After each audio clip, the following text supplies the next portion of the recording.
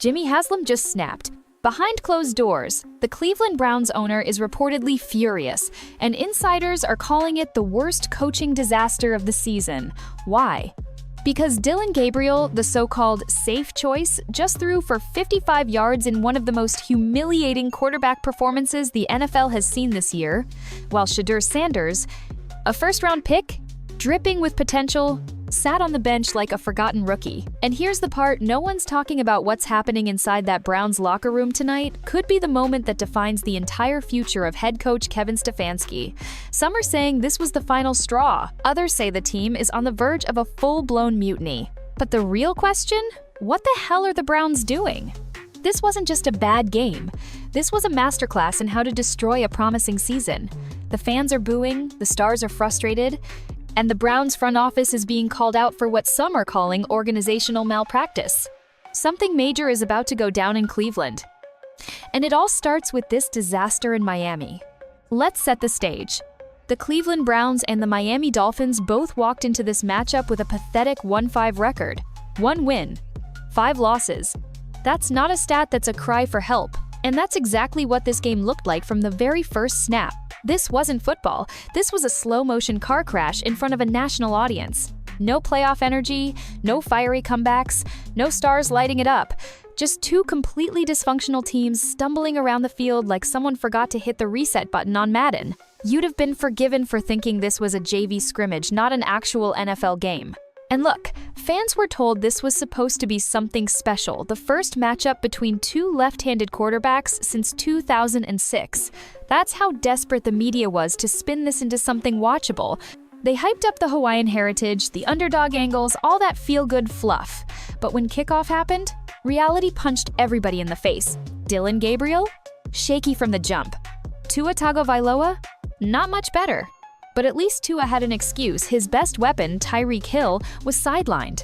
Gabriel didn't even have that fallback. He had the full playbook. He had the weapons. And he still looked like a guy who just got promoted from Waterboy.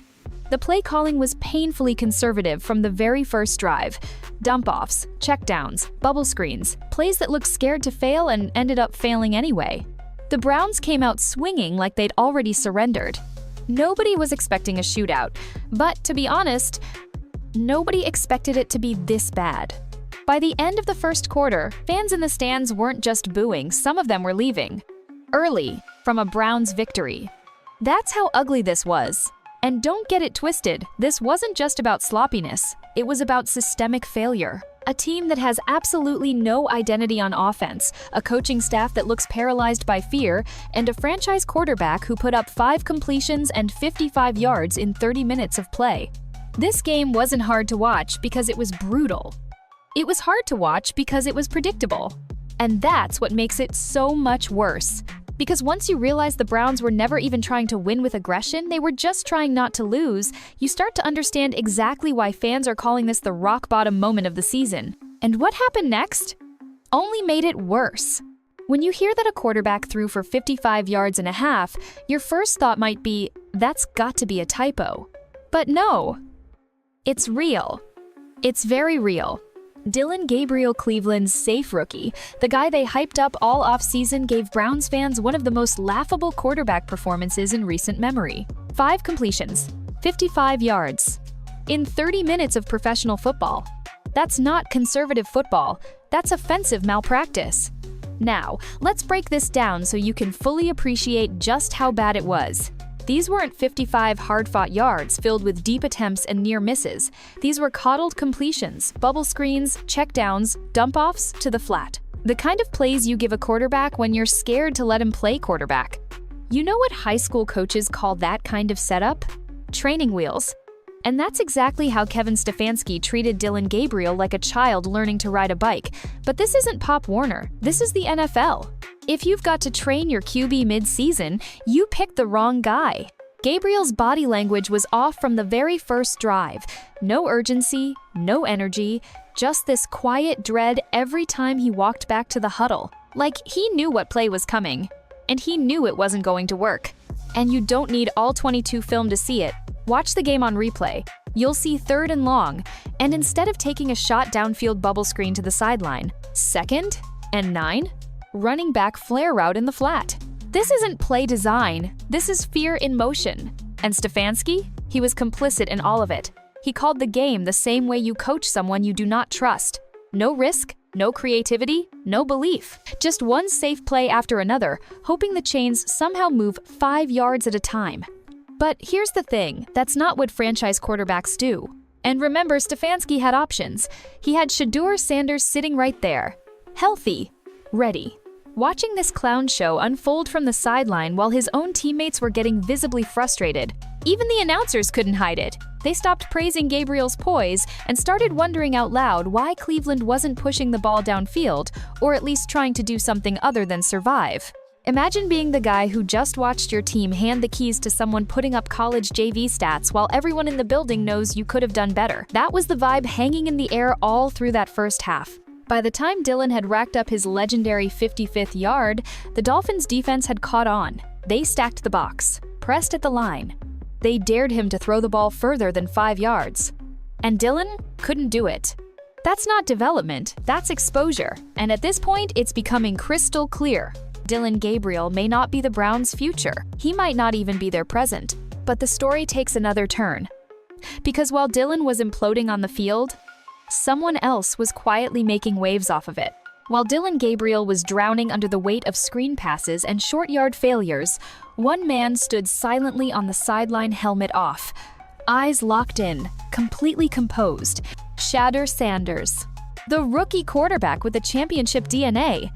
The kid who turned 2 college programs into primetime stories. The one who was born into pressure and raised by one of the greatest competitors the sport has ever seen. And he was just standing there, watching.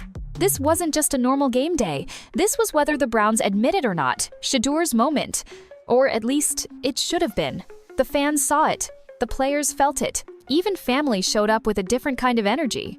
Sitting in the stands were Shiloh Sanders, Shadur's brother, and Pilar Sanders, his mother, not watching from a luxury box. They were on full display. Cameras panned to them multiple times, and every time they appeared, their expressions told the story. Frustration, confusion, disbelief. Why is the man everyone expected to be Cleveland's spark still holding a clipboard while the team's hand-picked game manager is stalling out the offense drive after drive? Let's be honest, Shadur wasn't drafted to ride the bench behind Dylan Gabriel. He wasn't the guy brought in just to hedge bets in case the safe pick falls apart. He was supposed to be the answer, the one who handled tough SEC defenses with poise after transferring from an FCS school and brought a whole nation's eyes to Colorado. He's been under brighter lights than this. And he's performed. Go back and roll the tape. At Jackson State, he was a calm assassin. At Colorado, he took hits behind a collapsing O-line and still pushed the ball downfield while being sacked more than almost any other QB in the country. You don't think he could have handled the Miami Dolphins' washed-up D-line? But instead, he's Saturday. And what's worse than watching a generationally talented rookie waste away on a cold bench, doing it while his team pretends like they're protecting him? Let's be real, this isn't about easing him in. This isn't about development. That's just what coaches say when they've hitched their wagon to the wrong guy and are too stubborn to change course. Meanwhile, reports are already starting to leak. Insiders are whispering that Jimmy Haslam, the Browns owner, is on the verge of explosion. He didn't sign off on drafting Shedeur just to let him rot while a failing QB limps through drives and the coaching staff plays scared. There's been buzz inside the locker room too. Some players reportedly believe Shedeur could have not only survived Sunday's matchup, he could have won it outright. When your own locker room starts second-guessing leadership, it's not just bad optics, it's the first sign of collapse. And still, Stefanski refuses to pull the trigger. Why? Because he's stuck.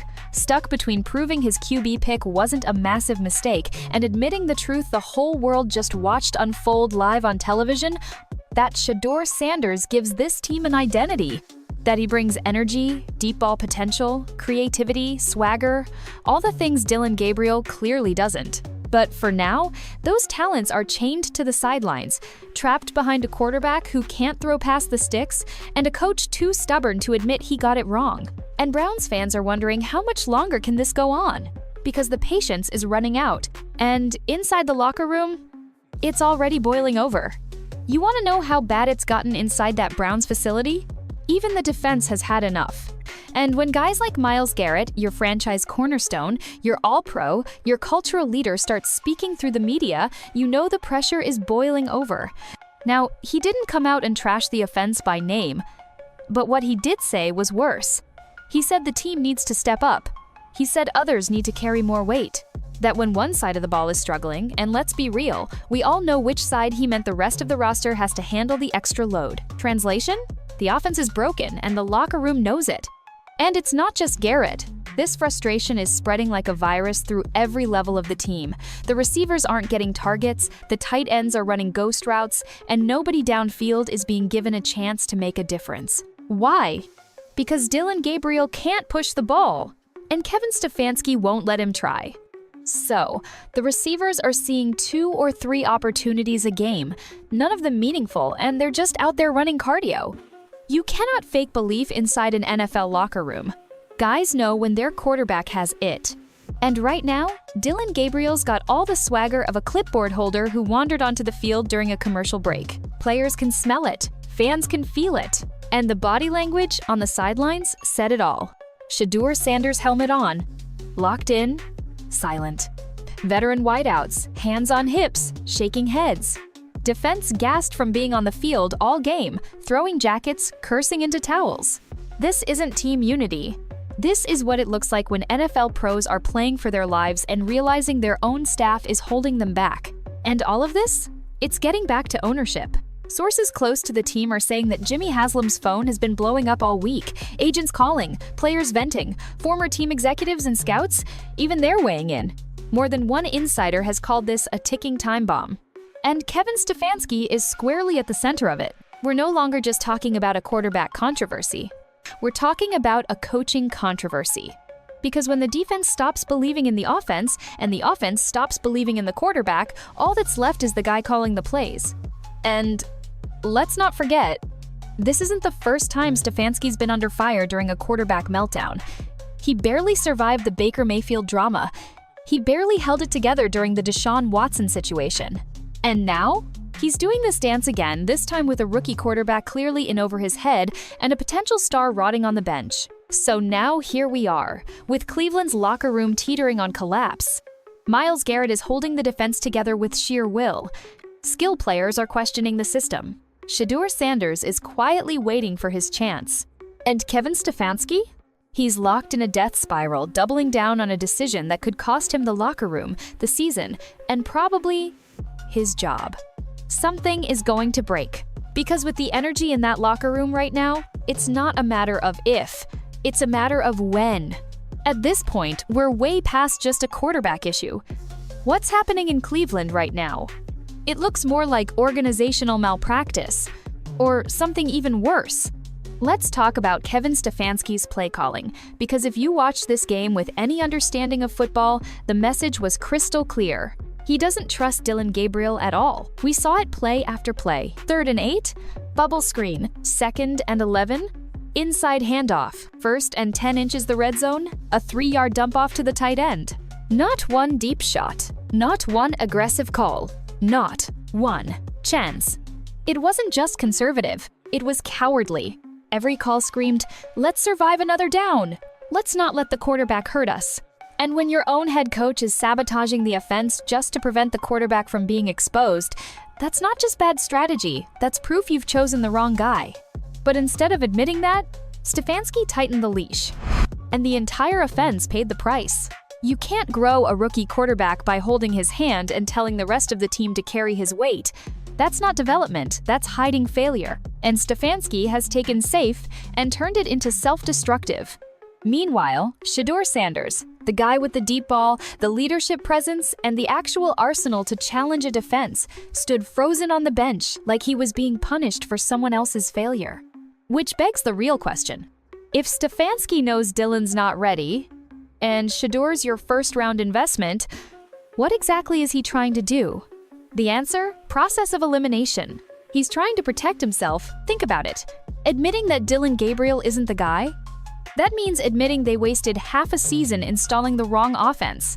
It means admitting they've ignored locker room leadership. It means admitting that ownership's preferred quarterback Shedeur was right there all along. and he didn't play him. That kind of mistake? In this league, it gets you fired. So what does Stefanski do instead? He doubles down. He draws up the softest game plan possible. He clings to Dylan like a bad bet at the poker table, hoping nobody at the table realizes he's already out of chips. But Jimmy Haslam? He's watching this unfold.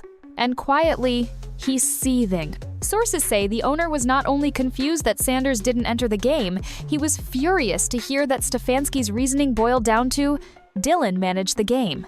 Managed what? A 55-yard meltdown in the first half? A game plan that looked like it was drawn up for a 7th grade flag team?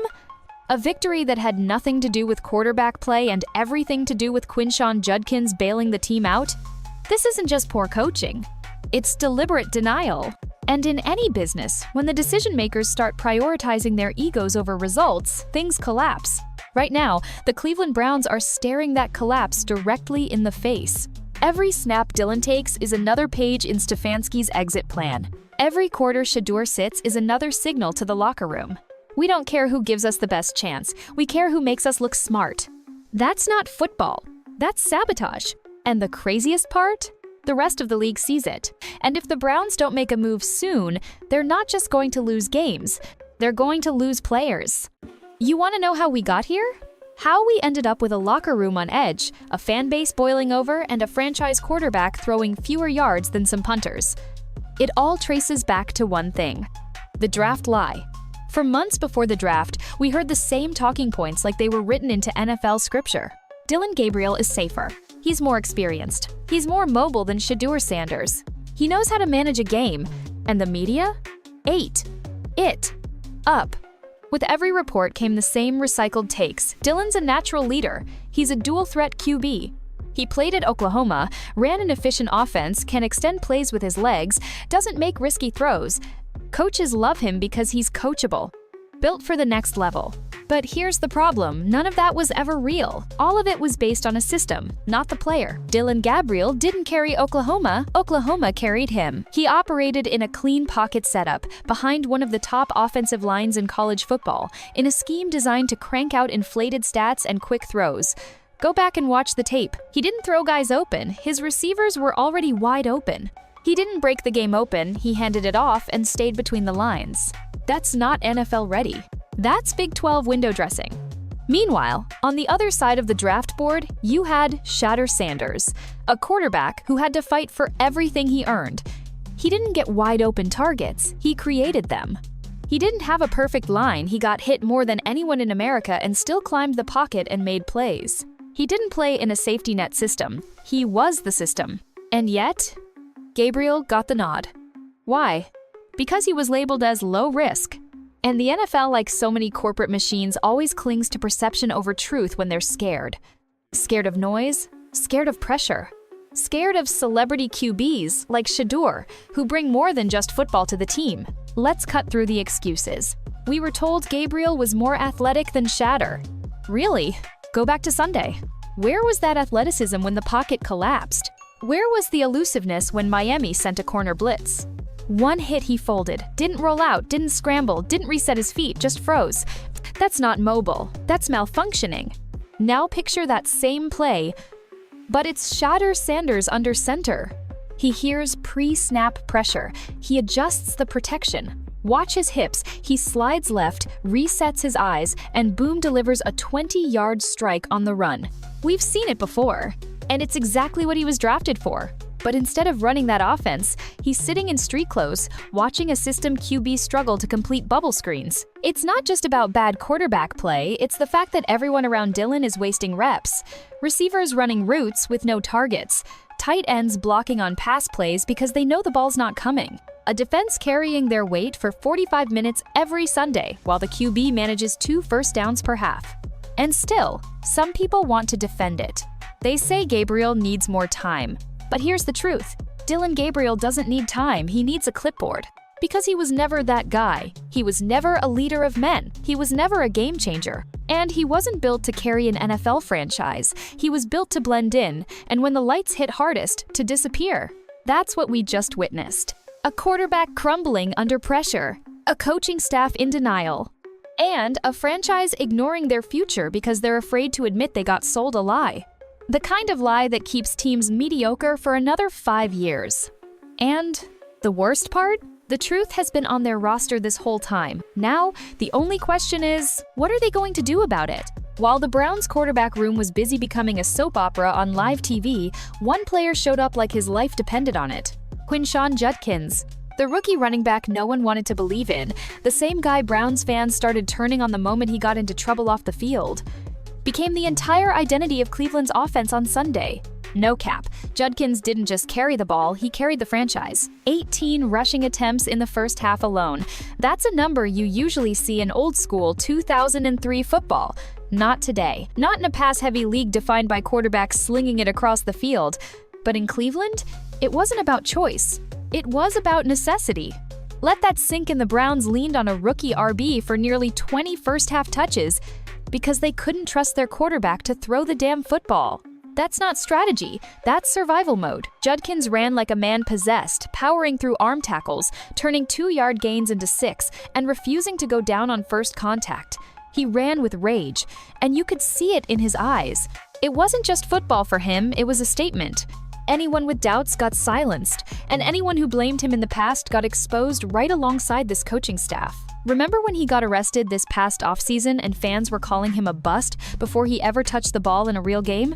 Yeah, those same fans were on their feet by the second quarter, because when everything else fell apart, when Dillon Gabriel couldn't complete a 5-yard out route and Stefanski went full panic mode with the playbook, Judkins answered the call. This wasn't just a breakout performance, it was desperation football.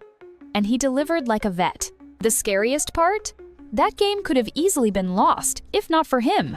His ability to keep drives alive to mask an offense that couldn't stretch the defense even once is what bought the Browns just enough time to crawl across the finish line. Not win it decisively, not take control, just survive. He was the offense.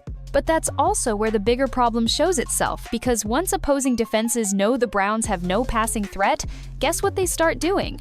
They stack the box, which is exactly what Miami did by the second half. They threw 8 defenders in the trenches. They played tight. They dared Dylan Gabriel to punish them through the air. And Gabriel couldn't. So where does that leave Judkins? Alone, beaten up, getting hit early and often because the defense has zero respect for the QB standing behind him. You can't ask your rookie running back to play hero ball every single week just to cover up the quarterback's flaws.